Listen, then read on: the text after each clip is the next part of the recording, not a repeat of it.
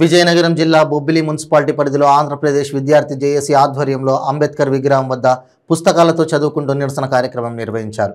ఈ సందర్భంగా ఆంధ్రప్రదేశ్ విద్యార్థి జేఏసీ రాష్ట్ర ప్రధాన కార్యదర్శి సాయి కిరణ్ యాదవ్ మాట్లాడుతూ గతంలో ప్రభుత్వ బీసీ బాలుల కళాశాల వసతి గృహం బొబ్బిలి పట్టణంలో ఉండేది, కానీ దాన్ని కోమటపల్లి పాత తాండ్రపాపాయరాయ పాలిటెక్నికల్ కాలేజీ వద్దకు మార్చడం జరిగిందన్నారు। అయితే బొబ్బిలిలో మొత్తం 9 జూనియర్ కాలేజీలు అలాగే 6 డిగ్రీ కాలేజీలు 4 ఐఐటిఐ కాలేజీలు కలిగి ఉన్న బొబ్బిలి పట్టణంలో కాకుండా కోమటపల్లి వద్దకు మార్చడం వల్ల విద్యార్థులు ఇబ్బందులు పడుతున్నారన్నారు।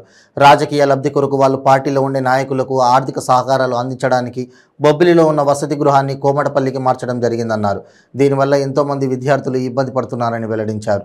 బీసీ హాస్టల్ని బొబ్బిలికి మార్చకపోతే ఆంధ్రప్రదేశ్ విద్యార్థి జేఏసీ ఆధ్వర్యంలో పెద్ద ఎత్తున కార్యక్రమాన్ని బొబ్బిలి వచ్చే వరకు నిరంతర కార్యక్రమాలకు దిగుతామని ఆయన తెలియజేశారు। అలాగే అంబేద్కర్ విగ్రహానికి వినతి పత్రాన్ని అందజేశారు। ఈ కార్యక్రమంలో ఆంధ్రప్రదేశ్ విద్యార్థి డివిజన్ కార్యదర్శి ప్రసాద్, పట్టణ కమిటీ అధ్యక్షుడు నాయుడు రమేష్, సతీష్, సురేష్, భాను, అనిల్ తదితరులు పాల్గొన్నారు।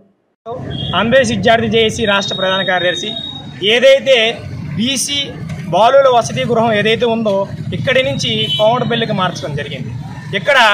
ఇక్కడి నుంచి కోమటపల్లికి 6 కిలోమీటర్ల దూరం।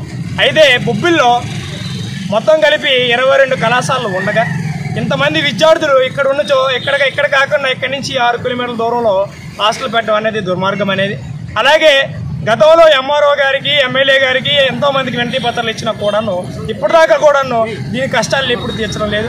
అందుకే అంబేద్కర్ గారికి అంబేద్కర్ నువ్వేనా మా గోడు వినని చెప్పి ఈరోజు కార్యక్రమం చేయడం జరిగింది। ఒకటే ఎట్టి పరిస్థితుల్లో బీసీ వసతి గృహాన్ని ఇక్కడికి రాకపోతే, కళాశాల వసతి గృహం ఇక్కడికి రాకపోతే పెద్ద ఎత్తున కార్యక్రమం చేయడానికి సిద్ధంగా ఉన్నాం।